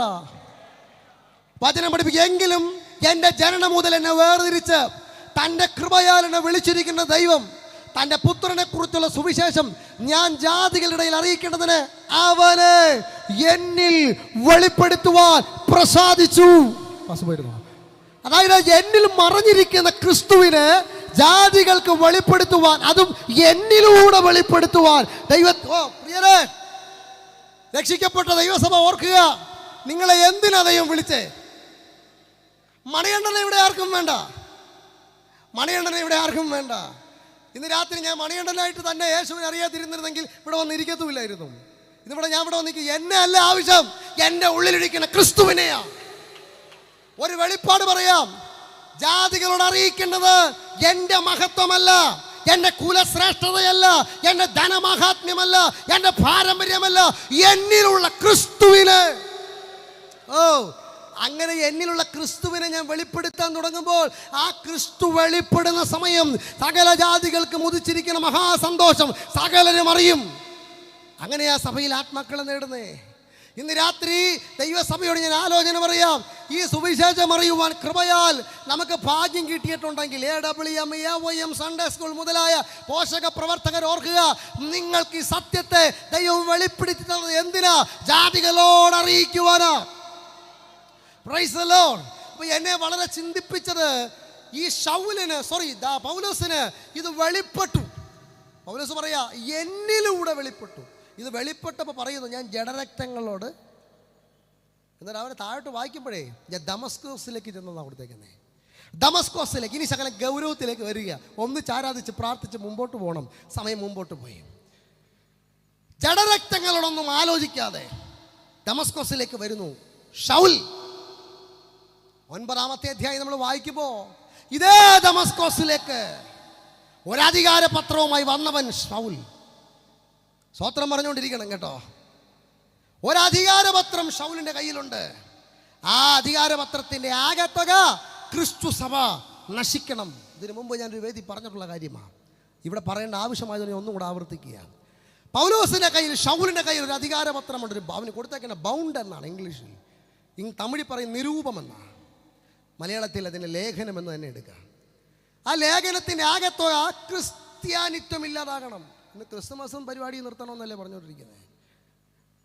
എങ്ങനെയെങ്കിലും ഇതിനെ തുടച്ചു കളയണം. അങ്ങനെ ആഗ്രഹിച്ചു വന്ന ശൗലിനെ ദമസ്കോസിൽ വെച്ച് അറസ്റ്റ് ചെയ്ത എൻ്റെ ദൈവം കാലപ്പോക്കിൽ ആ ക്രിസ്തുവിനെ തന്നിൽ വെളിപ്പെടുത്തുവാൻ ദൈവത്തിന് പ്രസാദം തോന്നിയപ്പോൾ ഇദ്ദേഹം തിരിച്ചു നേരെ ദമസ്കോസിലേക്ക് വരികയാണ്. ഹലോ, ശാന്തമായി ചിന്തിച്ചിട്ട് സ്ഫോടനം ഉണ്ടാകുമ്പോൾ സ്വത്രം പറഞ്ഞാൽ മതി, എനിക്ക് നിർബന്ധമില്ല. അധികാരപത്രം കയ്യിലുണ്ട് പൗലോസിൻ്റെ കയ്യിൽ, ശൗലിൻ്റെ കയ്യിൽ. ഇത് സഭയെ നശിപ്പിക്കാനായിട്ട് എഴുതി കിട്ടിയതാ. ഇപ്പൊ തിരിച്ച് അതേ ശൗൽ ദമസ്കോസിലേക്ക് എത്തി. ഇന്ന് പൗലോസിൻ്റെ കയ്യിൽ നിന്ന് 14 ലേഖനമുണ്ട്. മനസ്സിലാവുന്നവരുണ്ടെങ്കിൽ സ്വത്രം പറഞ്ഞാൽ മതി. എടാ, ഒറ്റ ലേഖനം കൊണ്ട് വന്നവനെ കൊണ്ട് 14 ലേഖനം എഴുതിപ്പിച്ചവനാണ് ഞാൻ പ്രസംഗിക്കുന്ന യേശുവെങ്കിൽ. ക്രിസ്തു സഭയെ ഉപദ്രവിക്കുന്നവർ ഉപദ്രവിച്ചോട്ടെ, നശിപ്പിക്കുന്നവർ നശിപ്പിച്ചോട്ടെ. പക്ഷേ സഭ വളർന്നുകൊണ്ടിരുന്നു. ചിതറിപ്പോയവർ സുവിശേഷം പ്രസംഗിച്ചുകൊണ്ട് അവിടങ്ങളിൽ സഞ്ചരിച്ച് യേശുവിനെ പ്രസംഗിച്ചുവെങ്കിൽ ഈ കർത്തവ്യത്തെ നിർത്തലാക്കുവാൻ പലരും പരിശ്രമിച്ചതാ. ഇതുവരെ അത് നടന്നിട്ടില്ലെങ്കിൽ യേശു ക്രിസ്തുവിൻ്റെ നാമത്തെ തിരിച്ചറിഞ്ഞ ദൈവസഭ ഓർക്കുക, ദൈവത്തിൻ്റെ സഭ മറഞ്ഞിരിക്കാൻ കഴിയുന്നതല്ല. ഇതിനെ ദൈവമാക്കി വെച്ചത് മലമുകളിലാണ്. ആമേൻ. വെളിപ്പെടുത്തരുത്, ഇത് മൂടി വെച്ചോണം. നിങ്ങൾക്കറിയാമോ, അപ്പോസ്തലന്മാരുടെ കാലത്തേക്ക് നമുക്ക് വരാം. സഭ വെളിപ്പെട്ടു വന്നതിനെ മറ്റൊരു വശം കൂടെ ഞാൻ പറഞ്ഞേക്കാം. മത്തായി സുവിശേഷം 16-ാമത്തെ അധ്യായത്തിൽ പത്രോസുമായുള്ള സംഭാഷണത്തിൽ കർത്താവായ യേശു ക്രിസ്തു ഫിലിപ്പിന്റെ കൈസരി വെച്ച് ചോദിച്ച ചോദ്യത്തിൽ ജനം എന്നെ ആരെന്ന് പറയുന്നു എന്നെല്ലാം കഴിഞ്ഞിട്ട് പത്രോസ്, നിങ്ങളെൻ്റെ കൂടെ വാ. പത്രോസ് പറഞ്ഞെന്തുവാ? നീ ജീവനുള്ള ദൈവത്തിൻ്റെ പുത്രനായ. സംശയമൊന്നുമില്ലല്ലോ, നമുക്ക് പുത്രൻ എന്നൊക്കെ പറയാൻ പറ്റാലേ പറയില്ല. Price the Lord. കർത്താവ് പറഞ്ഞൊരു മറുപടി, ബർയോനാ ശീമോനെ, ജഡരക്തങ്ങളല്ല, സ്വർഗസ്വനായ എൻ്റെ പിതാവാ നിനക്കിത്. പിതാവ് നിനക്കിത് വെളിപ്പെടുത്തി. ആരെക്കുറിച്ച്? പുത്രനെ കുറിച്ച്. ജീവനുള്ള ദൈവത്തിൻ്റെ പുത്രനായി ക്രിസ്തു എന്ന് വെളിപ്പെട്ട് കിട്ടിയ പത്രോസ് ദൈവശബ്ദത്തിന് വിധേയപ്പെട്ട് മുമ്പോട്ട് പോയി. കർത്താവ് തമ്പുരാൻ ഈ ഭൂമിയിൽ നിന്ന് മാറ്റപ്പെടുന്നതിന് മുമ്പേ തിരുസഭയ്ക്കൊരു ദൂത് കൈമാറി, നിങ്ങൾ യെരൂശലേം വിട്ട് വാങ്ങിപ്പോകരുത്.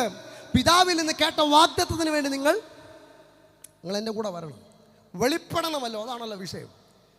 മാളിക മുറിയിൽ ഒന്നിച്ചുകൂടി അപ്പോസ്തലപ്രവൃത്തി 1:15 പഠിപ്പിക്കുന്ന 120 പേർ ചേർന്ന സംഘം. ഹലോ, 120 പേർ ചേർന്ന സംഘം. 2-ാമത്തെ അധ്യായം 48, 42, 43 താഴോട്ട് വായിക്കുമ്പോൾ രക്ഷിക്കപ്പെട്ടവരെ ദിനംപ്രതി കർത്താവ്, ഹലോ, 1:15 സംഘം. 2-ാമത്തെ അധ്യായത്തിന് അവസാന ഭാഗം വരുമ്പോൾ സഭ. ഈ സംഘം എപ്പോഴാ സഭയായത്? ജീസസ്. സംഘത്തിലില്ലാത്തത് സഭയിലുണ്ട്, സഭയിലുള്ളത് സംഘത്തിലില്ല. എന്തുവാ അത്? പരിശുദ്ധാത്മാവ് സംഘത്തിൽ ഇറങ്ങിയപ്പോ സംഘം സഭയായി. പരിശുദ്ധാത്മാവ് സഭയെന്ന് പോയപ്പോ സഭ സംഘമായി. എന്റെ ചോദ്യം, നിങ്ങൾ സഭയിലോ? പണ്ട് എബിയബ്രഹ്മാസ്റ്റർ പറഞ്ഞതാ, സംഘത്തിലോ? സംഘത്തിലാണെങ്കിൽ ഈ നേരത്തെ വായിച്ച 21 ലേഖനങ്ങളിലുള്ള സ്വഭാവം വെളിപ്പെടും. സഭയിലാണെങ്കിൽ പരിശുദ്ധാത്മാവ് വെളിപ്പെടും. ഞാൻ ഉൾപ്പെടെ ഈ വകയുടെ ഇടയില്ല.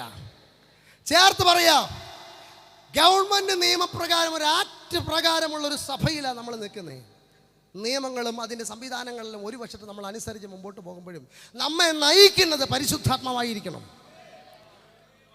ഞാൻ ACOP ഇന്ത്യയോട് പ്രവചിക്കാം, പരിശുദ്ധാത്മാവാണ് പോഷക സംഘടനകൾ മുതൽ മുകളിൽ മുതൽ അടിവരെ പരിശുദ്ധാത്മാവാണ് നിയന്ത്രണം ഏറ്റെടുക്കുന്നതെങ്കിൽ, ഇപ്പൊ നിയന്ത്രണം ഉണ്ടില്ലെന്നല്ല ഞാൻ പറഞ്ഞേ, പൂർണ്ണമായ നിയന്ത്രണം ദൈവകരങ്ങളിൽ കേൾപ്പിക്കുന്നെങ്കിൽ, ആധിപത്യം അവന്റെ തോളിലിരിക്കുമ്പോൾ അത്ഭുതങ്ങളും അടയാളങ്ങളും വീര്യപ്രവർത്തികളും ആദികാലത്തെന്ന പോലെ ഈ ഗ്രൗണ്ടിൽ വെളിപ്പെടും. എന്റെ ഹൃദയത്തെ മുറിവേൽപ്പിച്ചൊരു കാര്യം എൻ്റെ അധ്യാപകന്മാരെ സാക്ഷി നിർത്തി ഈ വേദിയിൽ ഞാൻ പറയാൻ ആഗ്രഹിക്കുക. 2017, 18, 19 കാലയളവിൽ വെള്ളപ്പൊക്കം, കോവിഡ് കാലത്ത്, ഓൺലൈൻ മാധ്യമങ്ങളിൽ സംവാദം നടന്ന കാലത്ത് ഒരു പ്രഗത്ഭനായ ഒരു മനുഷ്യൻ പറഞ്ഞൊരു വാക്കിങ്ങനെയാ, അത് എൻ്റെ ഇപ്പോഴും ഉണ്ട്. അതിങ്ങനെയാ, വിദേശത്ത് നിന്ന് വന്ന ഏതോ മിഷണറിമാർ ബോധമില്ലാതെ, അത് വേറൊരു പദം ഉപയോഗിച്ച് എന്തൊക്കെ ഉപയോഗിച്ചെന്നൊക്കെ പറഞ്ഞ് ഞാൻ പറയുന്നില്ല, അതോടെ ഇരിക്കട്ടെ, ചോദിച്ചാൽ പറഞ്ഞു കൊടുത്തായി, ബോധമില്ലാതെ എഴുതി തയ്യാറാക്കിയതാ ഈ ഉപദേശം. സത്യത്തിൽ എനിക്കത് കയറിക്കൊണ്ട് ഞാൻ റീപ്ലേ കൊടുക്കുകയും ചെയ്തു.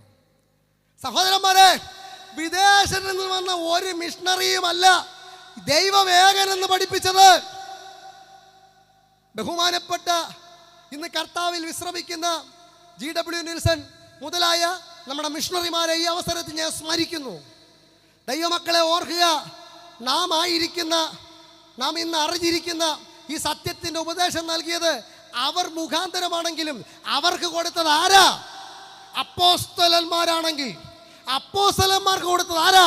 ജീവനുള്ള ദൈവമാണെങ്കിൽ. ഈ പറയുന്ന ആൾക്കാർക്ക് ഇന്ത്യക്കാർ കൊടുത്ത പോലെയാ സംസാരം, അവർക്ക് മിഷണറിമാരാ കൊടുത്തേ. ദൈവത്തിന് സ്തോത്രം. ഇന്ന് രാത്രി ഓർക്കുക, ഏകസത്യ ദൈവത്തെക്കുറിച്ച് പത്രോസിന് വെളിപ്പെട്ടപ്പോൾ, ആ പത്രോസ് മാളിക മുറിയിൽ ദൈവ സാന്നിധ്യം വെളിപ്പെട്ടപ്പോൾ എഴുന്നേറ്റ് ശക്തിയുക്തം പ്രസംഗിച്ചു, നിങ്ങൾ ക്രൂശിച്ച യേശുവിനെ ദൈവം കർത്താവും രക്ഷിതാവും ആക്കി വച്ചിരിക്കുന്നു എന്നറിവീൻ. അതുകൊണ്ട് എടുത്ത് പറഞ്ഞു, നിങ്ങൾ മാനസാന്തരപ്പെട്ട് നിങ്ങളുടെ പാപങ്ങളുടെ മോചനത്തിനായി യേശു ക്രിസ്തുവിന്റെ നാമത്തിൽ. പത്രോസ് പറഞ്ഞ കുഴപ്പമില്ല, നമ്മൾ പറഞ്ഞ കുഴപ്പമാണ്. ദൈവത്തിന് സ്തോത്രം. പ്രിയരേ, ഒരേ ഒരു കർത്താവ്, ആ ഒരേ ഒരു കർത്താവിനെ കുറിച്ചുള്ള വെളിപ്പാട് പത്രോസിനത് വെളിപ്പെട്ടപ്പോൾ പത്രോസിൽ കൂടെ ആരംഭിച്ച 1-ാം നൂറ്റാണ്ടിലെ ദൈവസഭ അന്നു മുതൽ ഇന്ന് വരെ അനുഷ്ഠിച്ചു വരുന്ന ഈ സത്യത്തിൻ്റെ ഉപദേശത്തെക്കുറിച്ച് പൗലോസ് വ്യക്തമായി പഠിപ്പിക്കുന്നു. അവൻ അദൃശ്യനായ ദൈവത്തിൻ്റെ പ്രതിമ, സർവസൃഷ്ടിക്കും ആദിജാതൻ, അവൻ ദൈവത്തിൻ്റെ സകല സമ്പൂർണ്ണതയും വസിക്കുന്നവൻ എന്നിത്യാദി കാര്യങ്ങൾ വളരെ വിശദമായി പഠിപ്പിക്കുമ്പോൾ ഓർക്കുക, പത്രോസിന് ദൈവം ഇത് വെളിപ്പെടുത്തി കൊടുത്തു. സമയത്തിൻ്റെ പരിധി കൊണ്ട് ഞാൻ പെട്ടെന്ന് പറഞ്ഞ് അവസാനിപ്പിക്കട്ടെ. പൗലോസ് പറഞ്ഞ വാക്കാ, എന്നിൽ വെളിപ്പെടുത്തുവാൻ. ഞാൻ ചോദിക്കട്ടെ, നിങ്ങൾക്ക് വെളിപ്പെട്ട് കിട്ടിയ ക്രിസ്തുവിനെ നിങ്ങൾക്ക് വെളിപ്പെടുത്താൻ കഴിയുന്നുണ്ടോ? എങ്ങനെ വെളിപ്പെടുത്തണ്ടേ? റോമാലേഖനം 9-ാമത്തെ അധ്യായം 22 മുതലുള്ള വാക്യങ്ങൾ വായിച്ച് സമാപന ഭാഗത്തേക്ക് ഞാൻ വരികയാണ്.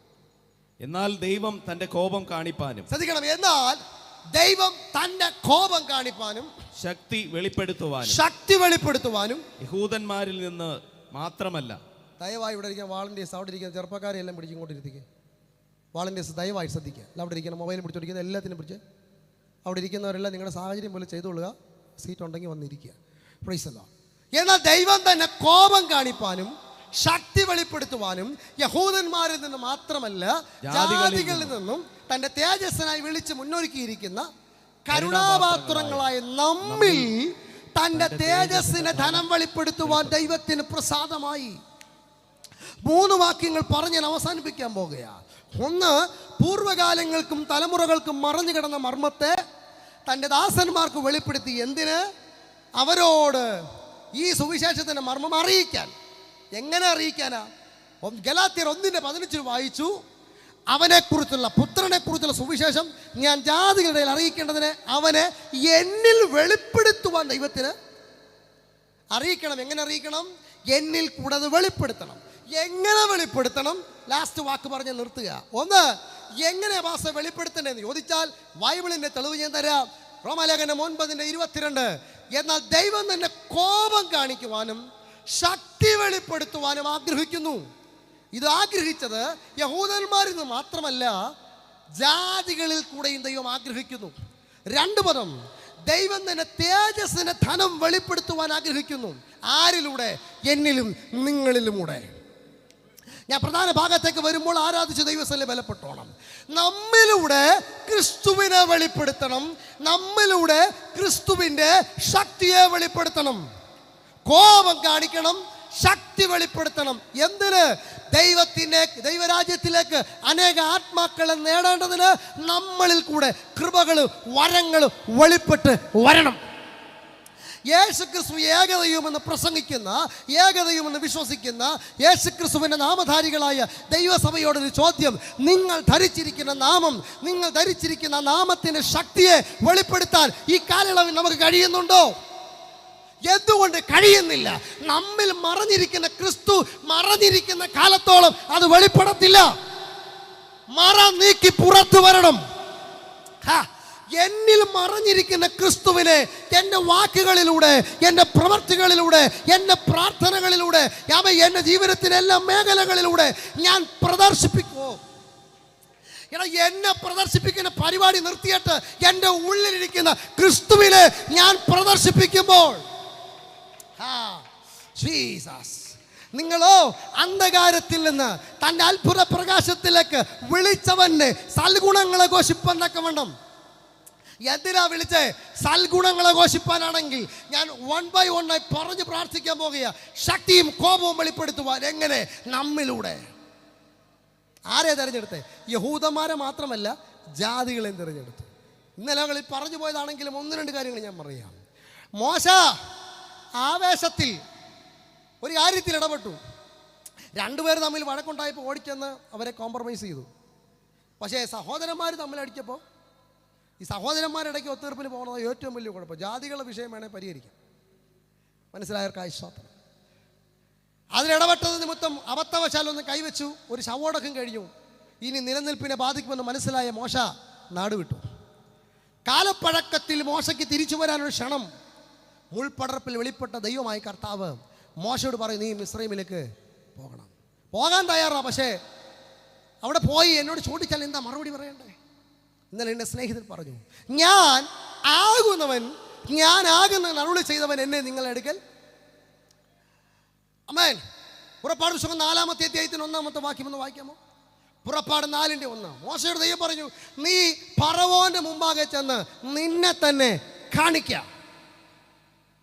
വായിച്ചേ, കിട്ടിയില്ലേ? ആ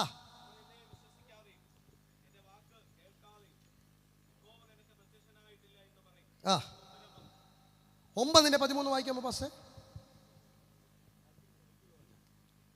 9-ാമത്തെ അധ്യായം 13-ാമത്തെ വാക്യം.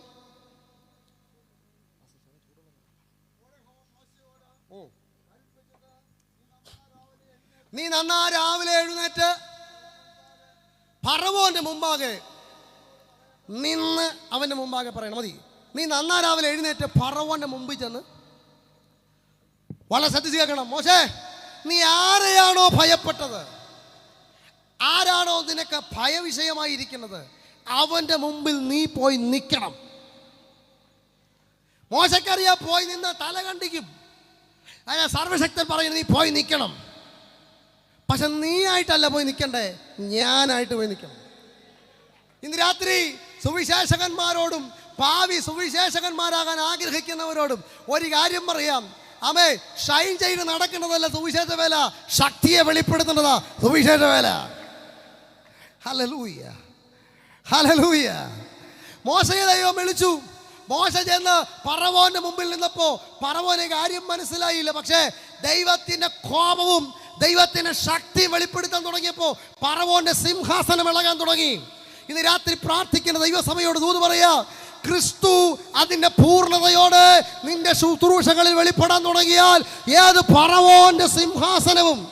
ഇന്ന് രാത്രി AWMന്റെ പ്രവർത്തകർ സഹോദരിമാരെ ഓർക്കുക, നിങ്ങളുടെ ആദരങ്ങളിൽ പകർന്നിരിക്കുന്ന അഭിഷേകം അതിന് ശക്തിയോടെ വെളിപ്പെടാൻ തുടങ്ങിയാൽ, സഹോദരന്മാരെ ഓർക്കുക, ശുശ്രൂഷകരെ ഓർക്കുക, സിംഹാസനങ്ങളെ ഇളക്കുന്ന അഭിഷേകത്തിന്റെ അധികാരം മോശയുടെ മേൽ പകർന്നിട്ടുണ്ടെങ്കിൽ മോശെ നീയായിട്ടല്ല ഞാനായിട്ട് നീ പോണം. ഞാനാകുന്നവൻ ഞാനാകുന്നു. ജീസസ്. രാജക്കന്മാരുടെ പുസ്തകം വായിക്കുമ്പോൾ ഏലിയാവിനോട് പറയും, ഏലിയാവേ നിനക്കിവിടെ എന്ത്? ഞാൻ ചില ഏലിയാവുമാരോട് നോക്കി പറയാൻ ആഗ്രഹിക്കുക, നീ ഇപ്പൊ നിൽക്കുന്ന ആ സ്ഥലമില്ലേ, നീ ഇപ്പൊ ഒളിഞ്ഞിരിക്കുന്ന സ്ഥലമില്ലേ, ആ സ്ഥലവുമായി നിനക്ക് യാതൊരു ബന്ധമില്ല. ഏലിയാവിനോട് പറഞ്ഞ ആഹാബിന്റെ മുമ്പിൽ അവിടെ പറഞ്ഞ പദം എങ്ങനെയാ? എന്നെ കാണിക്കാന്നാണോ? നിന്നെ കാണിക്കാം. 17 കൊല്ലത്തിന് ശേഷം ഞാൻ ഇന്ന് ഇവിടെ ഈ മോദിക്കോട്ടൊക്കെ നിൽക്കുമ്പോൾ ഈ വാക്യം എന്നെ വല്ലാതെ തൊട്ടും. നീ നിന്നെ തന്നെ കാണിക്കുക. ഞാൻ കർത്താവിനോട്, കർത്താവ് എന്നെ കാണിച്ചിട്ട് എന്നാ ചെയ്യാനാ? ആ മോനെ അങ്ങനെയല്ല പറയും, നിന്നെ എന്നിലൂടെ കാണിക്കുക. ഹല്ലേലൂയ. ഏലിയാവ് പേടിച്ച് ആഹാബിനെ പേടിച്ച് ഒളിച്ചിരിക്കുമ്പോ സർവശക്തൻ പറയുന്നു, ഏലിയാവേ പുറത്തു വാ, നീ നിന്നെ തന്നെ കാണിക്കുക. സുവിശേഷകന്മാരെ, സുവിശേഷത്തിനെതിരെയുള്ള പീഡനം വർദ്ധിക്കുന്ന കാലത്ത്, പ്രാർത്ഥനകളും കൂട്ടായ്മകളും മുടക്കുന്ന കാലത്ത്, ആമേൻ ഹല്ലേലൂയ, സുവിശേഷ വിരോധികൾ തലവെക്കുമ്പോ തല താഴ്ത്തുന്നവനല്ല വേലക്കാരൻ. പ്രതികരിക്കാൻ ശക്തിയുള്ളവരുണ്ടെങ്കിൽ ഒന്ന് സ്തോത്രം പറഞ്ഞോണം.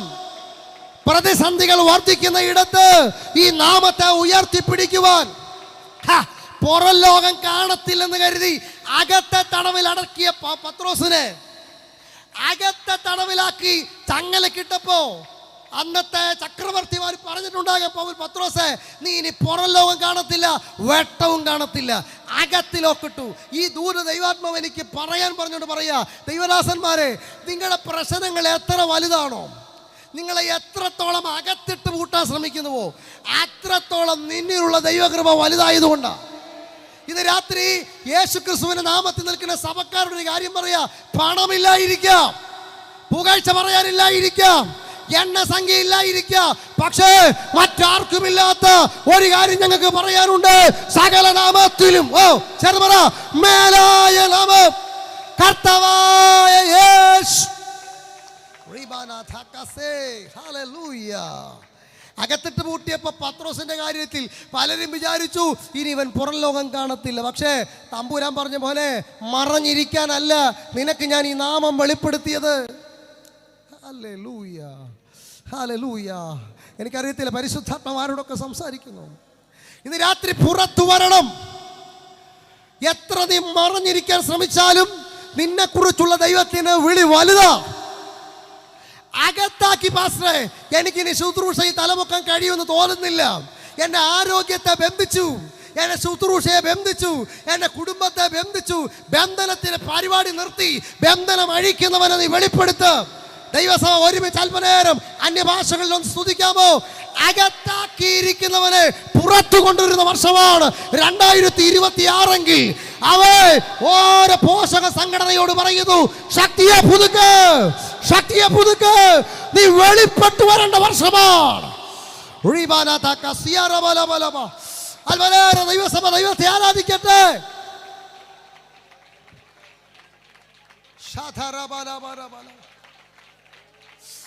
എനിക്ക് ഇവിടെ നിന്ന് സൗണ്ട് ഒന്നും കേൾക്കുന്നില്ല. കണ്ണുകളൊന്ന് അടച്ചൊന്ന് ആത്മാവിൽ നിന്ന് പ്രാർത്ഥിച്ച് ഒരു 5 മിനിറ്റ് ഞാൻ പ്രസംഗം നിർത്തുക. എല്ലാവരും ആത്മാവിനെ അറിയിച്ച്. എനിക്കറിയത്തില്ല, ദൈവത്തിന്റെ പരിശുദ്ധാത്മാവ് ഇന്ന് രാത്രി ഇന്ത്യയോട് സംസാരിക്കുന്നു. നീ മലമേലിരിക്കുന്ന പട്ടണമാ, ഇങ്ങേറ്റം മുതൽ അങ്ങേറ്റം വരെ നിൽക്കുന്ന സഹോദരങ്ങളെ ഒന്ന് ആത്മാവിൽ പ്രാർത്ഥിച്ചേ. നാളുകളായി തല ഉയർത്താൻ അനുവദിക്കാതെ മുളയിലെ കിള്ളിക്കളയാൻ ശ്രമിക്കുന്ന ശുശ്രൂഷകൾക്ക് തടസ്സം കൊണ്ടിട്ട് അവൻ ശുശ്രൂഷകന്മാരെ കീഴ്പ്പെടുത്തുവാൻ ശ്രമിക്കുന്ന, അഭിഷിക്തന്മാരെ തളർത്തുവാൻ ശ്രമിക്കുന്ന ആ വാഴ്ചകളെ നോക്കി, അധികാരങ്ങളെ നോക്കി, അന്ധകാരത്തിന്റെ ലോകാധിപതിയെ നോക്കി ദൈവത്തിന്റെ ശക്തിയോടെ ആത്മാവിൽ നിന്ന് ശ്വാസിക്ക്.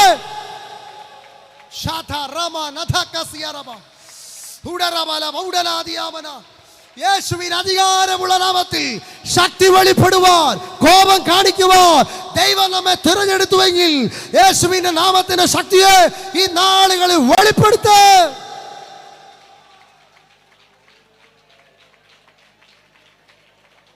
ജീസസ്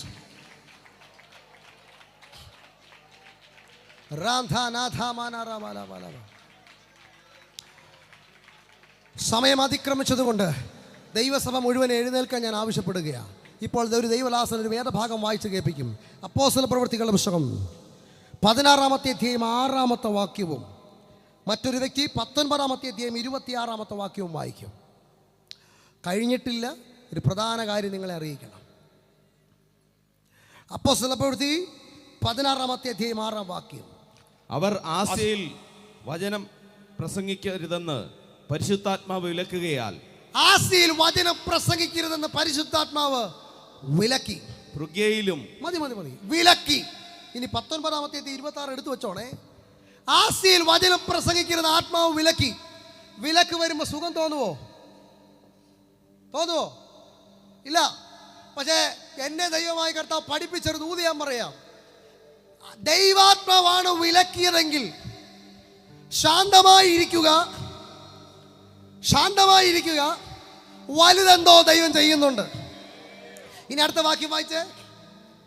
എന്നാൽ ഈ പൗലോസ് എന്നവൻ കയ്യാൽ തീർത്തതും ദേവന്മാർ അല്ല എന്ന് പറഞ്ഞുകൊണ്ട് എഫെസോസിൽ മാത്രമല്ല മിക്കവാറും ആസ്യയിൽ ഒക്കെയും വളരെ ജനങ്ങളെ സമ്മതിപ്പിച്ച് മറിച്ചു കളഞ്ഞു എന്ന് നിങ്ങൾ കണ്ടും കേട്ടും ഇരിക്കുന്നുവല്ലോ. അതിനാൽ ഈ കാര്യം ആക്ഷേപത്തിൽ ആകുവാൻ അടുത്തിരിക്കുന്നുവെന്നല്ലാതെ അത്തമിസ് ദേവിയുടെ ക്ഷേത്രം ഏതുമില്ല എന്ന് വരികയും ആസ്യ മുഴുവനും ഭൂതലവും ഭജിച്ചു പോരുന്നവളുടെ മഹാത്മ്യം ഒടുങ്ങിപ്പോവുകയും ചെയ്യും എന്ന് പറഞ്ഞു. മതി. ദൈവദാസന്മാർ ഒരു നിമിഷം എഴുന്നേറ്റ് നിൽക്കാം. സ്വത്ര ആസ്യയിൽ വചനം പ്രസംഗിക്കുന്ന ആത്മാവ് വിലക്കിയപ്പോ വഴി അടഞ്ഞു എന്ന് നിരാശപ്പെട്ടിരിക്കുന്ന പൗലോസുമാരോട് കാലഘട്ടം കഴിഞ്ഞപ്പോ, സഹോദര, അന്ന് നീ ആസ്യയിൽ പോയിരുന്നെങ്കിൽ ഒരു പഞ്ചായത്തിൽ ഈ സുവിശേഷ പ്രവർത്തനം ചെയ്തേനെ. 19-ാമത്തെ അധ്യായത്തിലേക്ക് വന്നപ്പോൾ ആസ്യ ഭൂഖണ്ഡം മുഴുവനും ഞാൻ വിശ്വസിക്കുന്നു ഭൂഖണ്ഡങ്ങളെ കീഴ്മേൽ മറിക്കത്തക്ക രീതിയിലുള്ള അഭിഷേകം. ഒരു വാതിൽ അടഞ്ഞപ്പോൾ തമ്പുരാൻ തുറന്ന ഭൂഖണ്ഡങ്ങളെയാണെങ്കിൽ ഇന്ന് രാത്രി പൗലോസിൽ കൂടെ വെളിപ്പെട്ട ക്രിസ്തു, പത്രോസിൽ കൂടെ വെളിപ്പെട്ട ക്രിസ്തു, പഴയ നിയമ ഭക്തന്മാരുടെ വെളിപ്പെട്ട ക്രിസ്തു, ഇന്ത്യ ദൈവമക്കളെ നമ്മിലൂടെ വെളിപ്പെടട്ടെ. ഞാനൊരു വാക്ക് ചോദിക്കാൻ ആഗ്രഹിക്കുക. കർത്താവേ, നിന്റെ ശക്തി വെളിപ്പെടുത്താൻ എനിക്ക് ആഗ്രഹമുണ്ട്. പക്ഷെ ഞാനൊരു സുവിശേഷകനാ, എനിക്കിതുവരെ പറ്റിയിട്ടില്ല. എനിക്ക് നിന്റെ കോപം കാണിപ്പാൻ, നിന്റെ നാമത്തിന്റെ അത്ഭുതങ്ങൾ പ്രവർത്തിക്കാൻ ആഗ്രഹമുണ്ട്. പറ്റിയിട്ടില്ല. കർത്താവേ, ഒരവസരം എനിക്ക് തരുമോ എന്ന് ആഗ്രഹിക്കുന്നവരുണ്ടെങ്കിൽ, ഞാനിതുവരെ അഭിഷേകം പ്രാപിച്ചിട്ടില്ല പാസ, എനിക്കിതിനെ കുറിച്ച് അറിയത്തില്ല, പക്ഷേ എനിക്ക് ആഗ്രഹമുണ്ട് അഭിഷേകം പ്രാപിക്കാൻ. ക്രിസ്തു എന്നിൽ വെളിപ്പെടണമെന്ന് ഞാൻ ആഗ്രഹിക്കുന്നു എന്ന ഒരു തുടിപ്പുള്ളവരുണ്ടെങ്കിൽ, ഇന്ത്യയുടെ ഭാവികാല സുവിശേഷകന്മാരായി യേശുവിനെ പ്രസംഗിപ്പാൻ എനിക്ക് താല്പര്യമുണ്ട്. സഭയ്ക്ക് വേണ്ടിയല്ല, യേശുവിന് വേണ്ടി. അങ്ങനെ കൊതിക്കുന്നവരുണ്ടെങ്കിൽ വേറൊരു പാട്ട് പാടും. നിങ്ങൾക്ക് മുമ്പോട്ട് വരാം.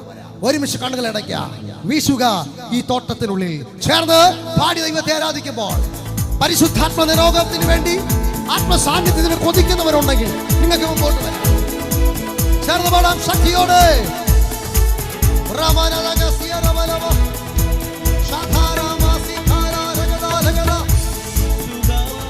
തോട്ടത്തിനുള്ളിൽ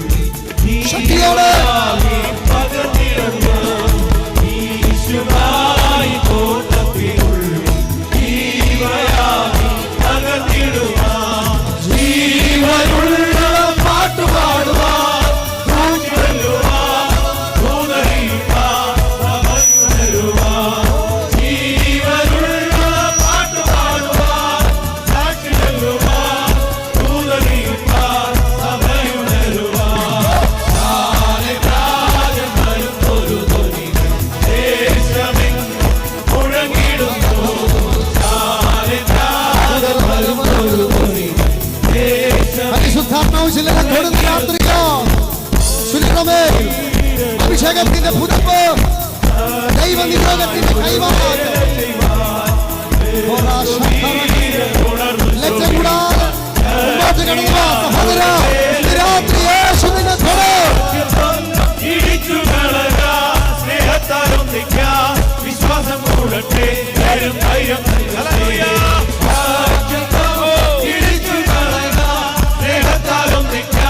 വിശ്വാസം കൂടട്ടെ ധൈര്യം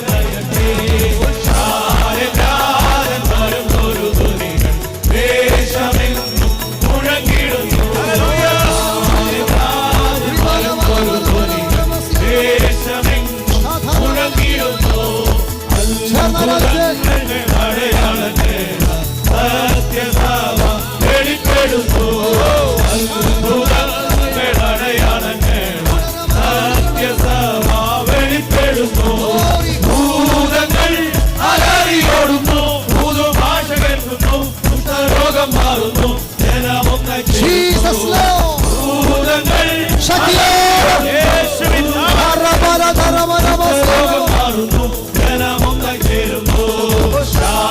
രാജൻ വരുന്നൊരു ധ്വനികൾ ദേശമെങ്ങും മുഴങ്ങിടുന്നു.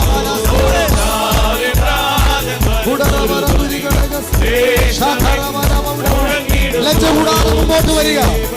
അഭിഷേകത്തിനായി കൊതിക്കുന്നവർ, പുതിയ ശുശ്രൂഷയ്ക്ക് വേണ്ടി കൊതിക്കുന്നവർ, യേശുവിനെ പ്രസംഗിക്കുവാൻ എനിക്ക് അഭിഷേകം വേണം, യേശുവിനെ പ്രസംഗിക്കുവാൻ എനിക്ക് അധികാരം വേണം എന്ന് ആഗ്രഹിക്കുന്നവർ മുമ്പോട്ട് വരിക.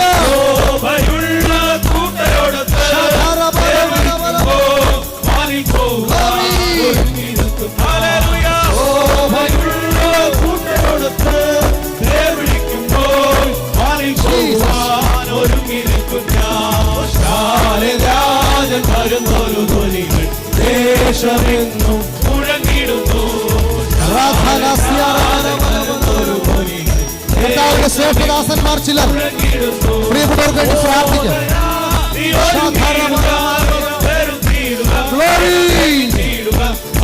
സാന്നിധ്യത്തില്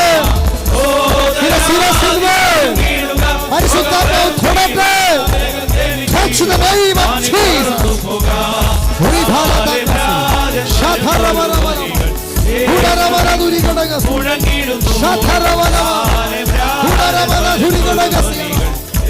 In the mighty name of Jesus. ദൈവത്തിന്റെ സാന്നിധ്യം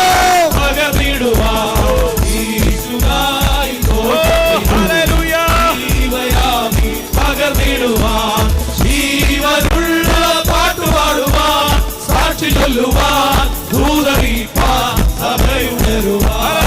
ജീവനുള്ള പാട്ടുപാടുവാൻ, സാക്ഷി ചൊല്ലുവാൻ, ദൂതറിയിപ്പാൻ. ചില പ്രവാചകന്മാർ എഴുന്നേൽക്കുന്ന രാത്രിയാണ്. ചില പ്രവാചകന്മാരായി ദൈവസഭയ്ക്ക് ആലോചന പറയുന്ന പ്രവാചകിമാർ അഭിഷേകത്തോടെ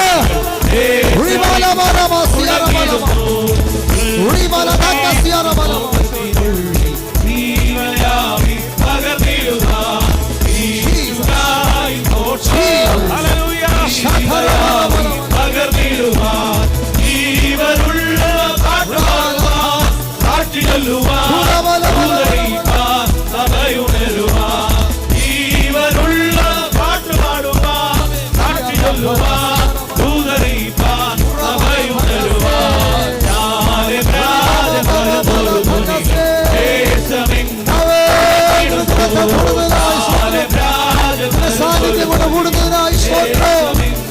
കൃപയാൽ നിറയ്ക്കുന്നതിനായി സ്തോത്രം.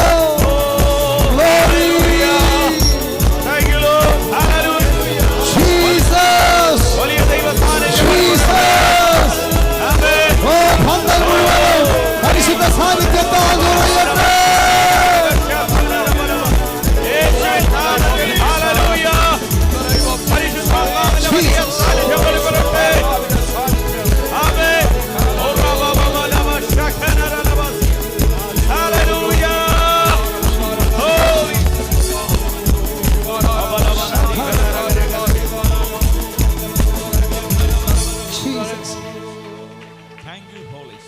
ഒരുപക്ഷെ നിങ്ങളിൽ പലരും ചിന്തിച്ചിട്ടുണ്ടാകും, ഈ മനുഷ്യനെ എന്തിനാ സ്റ്റേജിൽ കയറ്റി നിർത്തിയേക്കുന്നത്. ഒരു സാക്ഷ്യം പങ്കുവയ്ക്കാനാ. അദ്ദേഹത്തെ കൊണ്ട് പറഞ്ഞാൽ നീണ്ടുപോകും. ഞാനായിട്ടങ്ങ് പറയുക. ദേഹമാസകലം സോറിയാസിസ് എന്ന് പറഞ്ഞ രോഗം ബാധിച്ച് ഞാൻ ഇദ്ദേഹത്തെ കാണുമ്പോൾ കട്ടി കൂടിയ ഒരു പുതപ്പ് കൊണ്ട് മൂടി. പുതപ്പ് മാറ്റിയപ്പോൾ ഞാനൊന്ന് ഞെട്ടി. തെളിവ് സഹിതം അറിയാവുന്ന ധാരാളം പേര് ഇവിടെ ഉണ്ട്. അദ്ദേഹത്തിൻ്റെ ഭാര്യ പറഞ്ഞു കേട്ട അറിവ്, അദ്ദേഹത്തിൻ്റെ ഷർട്ട് ഊരി വെള്ളത്തിൽ മുക്കുമ്പോൾ പശ പോലെ ഒട്ടും. ചെതമ്പിൽ തൂത്തുവാരുന്നത് പോലെ സ്വന്തം ഭർത്താവിൻ്റെ തൊലി എല്ലാ ദിവസവും വീട്ടിൽ നിന്ന് തൂത്തുവാരും. ആൻറ്റി എന്നോട് പറഞ്ഞൊരു വാക്കുണ്ട്, ഒരുപക്ഷെ എൻ്റെ ഭർത്താവിന് എന്തെങ്കിലും സംഭവിച്ചാൽ നല്ല ശുശ്രൂഷ കിട്ടുമോ പാസ്റ്ററെ? അധികം നേരം വച്ചുകൊണ്ടിരിക്കാൻ പറ്റത്തില്ല. വീട്ടിനകത്ത് അത്രത്തോളം ദുർഗന്ധം വമിക്കും. പുകഴ്ചയ്ക്ക് പറയുകയല്ല, ഈ നാമത്തിൻ്റെ ശക്തി ഒന്ന് പറയാൻ വേണ്ടി പറയുക. ജീസസ്. യാദൃശ്ചികമായി ഈ അച്ഛനെ ഒന്ന് ചെന്ന് കാണാൻ ദൈവം എനിക്ക് ഭാഗ്യം നൽകി. എന്തോ അന്നേ ദിവസം അദ്ദേഹത്തിന്റെ മനസ്സിലൊരു തോന്നലുണ്ടായി, എനിക്കൊരു ഗ്ലാസ് വെള്ളം പ്രാർത്ഥിച്ചു തരുമോ? യാദൃച്ഛികമായിട്ട് ഞാനും പ്രാർത്ഥിച്ചു കൊടുത്തു. ഞാൻ എൻ്റെ വഴിക്ക് പോയി. പിറ്റേ മാസാവസാന കർത്തൃമേശയിൽ ഒരാൾ വന്നവിടെ ഇരിക്കുക. ഞാൻ ചോദിച്ചു, അച്ഛാ എവിടെ നിന്നാ വരുന്നേ? പാസ്റ്റർക്ക് അറിയത്തില്ലേ? ഞാനാ ബാബു, കുഴിയത്തെ ബാബു. ഞാൻ ഏത് ബാബു? അന്ന് കിടക്കെ കിടന്നപ്പോൾ എനിക്ക് വേണ്ടി പ്രാർത്ഥിച്ചില്ലേ? ആ വ്യക്തിയെ ഞാൻ സത്യത്തിൽ ഞെട്ടി. ഇപ്പോൾ ആ ദേശത്തൊരു സാക്ഷ്യമാ. എൻ്റെ സഭയിൽ എൻ്റെ സഹപ്രവർത്തകനാ. കരവാളൂരിൽ നിന്ന് ഞങ്ങളുടെ കൂട്ടത്തിൽ ആദ്യമേ ഒരു 2-3 ആഴ്ചക്ക് മുമ്പേ പെട്ടി ഒക്കെ തുണിയൊക്കെ പാക്ക് ചെയ്ത് വന്ന വ്യക്തിയാ. ഇതാണ് ജീവന്റെ സാക്ഷ്യം. അച്ഛാ പോയിരുന്നു അച്ഛാ. ഗദരദേശത്തെ ഭൂതഗ്രസ്തൻ വചനം പ്രസംഗിക്കണ്ട, ട്രാക്ട് കൊടുക്കണ്ട, ലേഖനം എഴുതണ്ട, എഴുന്നേറ്റ് നിന്നാൽ മതി. കയ്യിൽ ചങ്ങലയില്ല, കാലിൽ ആമമില്ല, എന്റെ വസ്ത്രം വിവസ്ത്രമല്ല, ഞാൻ ഭ്രാന്തനല്ല. ഇപ്പോൾ എനിക്ക് സുബോധമുണ്ട്. കാരണം ക്രിസ്തു എന്നിൽ പ്രവർത്തിച്ചതാണ്. അത്ഭുതങ്ങൾ നിന്നുപോയിട്ടില്ല, അടയാളങ്ങൾ നിന്നുപോയിട്ടില്ല. പക്ഷെ ആർക്ക് വേണ്ടിയാണെന്ന് അറിയാമോ? വെളിപ്പെടുത്താൻ നിനക്ക് താല്പര്യമുണ്ടെങ്കിൽ നിന്നിലൂടെ, നിന്റെ തലമുറകളിലൂടെ, നമ്മുടെ ദൈവഭക്തന്മാരിലൂടെ ഒരു കാലത്തിൽ ഈ നാമത്തിന്റെ ശക്തിയെ ദൈവം വെളിപ്പെടുത്തും.